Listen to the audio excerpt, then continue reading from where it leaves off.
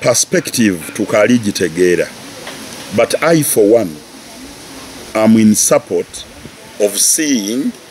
court martial ngeri ku tryinga abasirikale bayo. Court martial erina okudistancinga its mandate from the civilian life, unless maybe ba civilian abanabanga bali kukozesanga attires eda security agencies nga emundu, uniform, okwita abantu, those ones they can try them. Ayo kukoba nti all civilians, for instance, ndi mukoti kumusango maybe gwa domestic violence, but somebody can frame you ya kutuwala mukoti nti wakozeisa maybe ekisi oba ekyokulwanisa ekya police oba ekyamaje, therefore you should be tried in court martial. Nze ng'omuntu tiikiriziganya na ba civilian kuba tryingira mu court martial, babaleke mu civil courts nga bwe diriwo as usual, diba trying bafune fairness and justice. That is my personal opinion. But given the nature of parliament yeriwo nerina obuyinza okutuwa direction enagobererwa kweyensonga, ife tukalijayo, we are just observing, but I'm a member of NRM, ndikiriziganya ni pate yange bulungi, aye bandi baire baleka ba civilian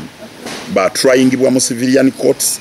okutola kwa abo bonka abagana bebagaine nebye bikozesebwa nga bya maje, bya police, bya prison or bya security agencies abo baba trying ireyo, but they would live the civilian life in civil courts. Okay, go. Yes, amaina nize bogere Jackson tu ab'ekigulu house nadala abantu befa babulido nze nkoba nti kino kimena mateeka era kino kideme kubaku oba wagira NRM oba owagira opposition kubanga dine ensonga dana ditugemaku ensonga dana dena digemaku bantu beife lero ninze ido ajja kubanga niwe aiwe kubyemu ekifanani singa muchencho nga niwe gye bagemi bakuta mu general court martial ai nga toli mujasi atenga ozira kintu kyona ekyekuusa ku security kyoyaganibwa nakyo. Okusinza ku constitution ya Uganda kimena mateeka okovalulinga judgment ya court of appeal kubanga recently court of appeal yavao ya the Supreme Court yavayo ya kovanti the general court martial has no jurisdiction okuwozesa abantu nadala babulida mu general court martial kimena mateeka omuntu yena nga timu jasi aje atwalibwa mu civilian court mu civil court okuwozesebwa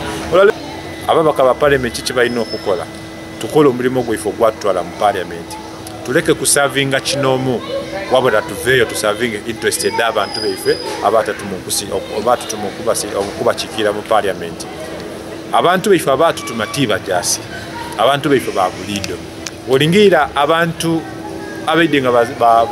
abatwaye ba mu general court martial ne bana abantu abagamibwa ku nsonga y'ebyobufuzi ne bana abantu abazira bukakafu nti kituufu bajasi eyo bana ba National Unity Platform bedenga bagema bana abandi bazira musango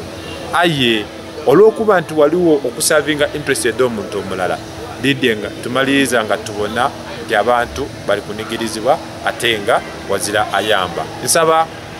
ababaka ba parliament abali akaseera kano tuli kukugegesebwa na akaseera okuvayo okulaga abantu nti kituufu twaja kubakikirira na akaseera okuvayo okwemerera nti kituufu tuli babazi ba mateeka tituli kubega bintu bijja kusavinga interest daife. Nsaba ababaka bebusoga mwena tuveyo twegere irobozi lilala nga tulikoba tutujeno court martial esigale nga koti nga disciplinary panel eriabo abajasi abasiwuse empisa. Amaina gange nze Onakisui Blenda okuzom constituency yebulamoji constituency ikaliro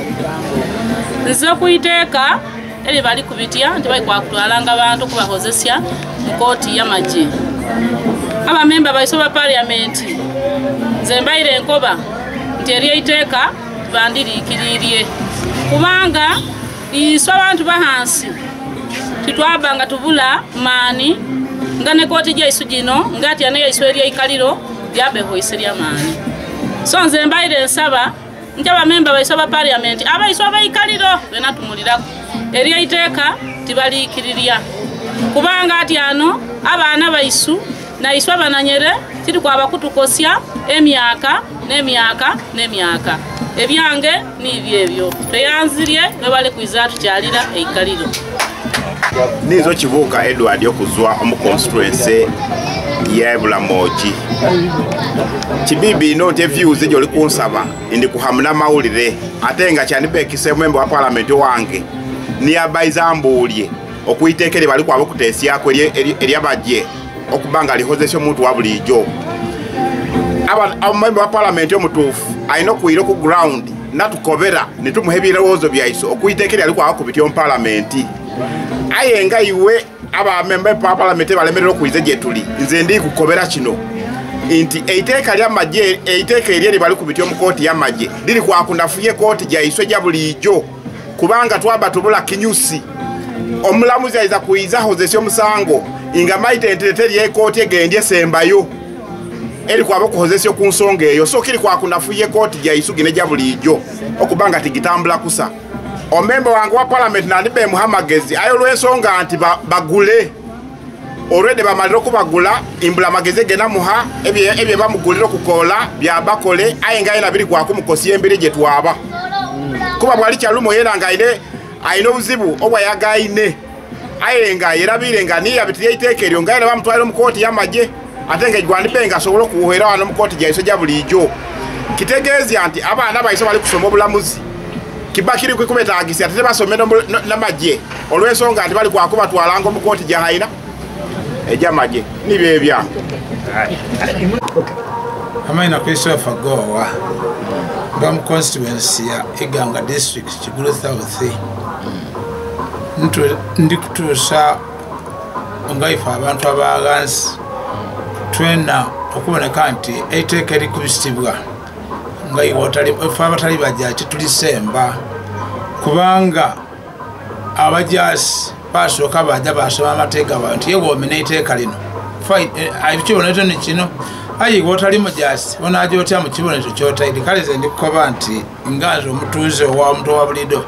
ekyateesaawo kooti dineda bulido kulamula omuntu oyo atali mujasi omujasi avunaanyizibwa nga agemebwa n'ekyambalo ekyekijasi oyo ajja mu kooti eyekinamagye naye abasigala waba emisango ekitali gya butuddu oba kulya mu nsirukwe oba kuyeekera gavumenti atwalibwe mu kooti eya bulido kale nabanga parliament ekyo kyetuuseeko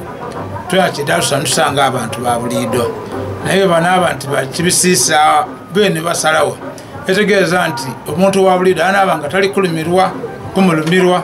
kale era ekyo mukoze bulungi okwida kubanga buti bemupipe tusindika basigala bwa ku sente aye muge muvaayo mutiye musooka ne mwida nemutwebuuzaako kitugasa era kyaboneka nti kiza okutuyamba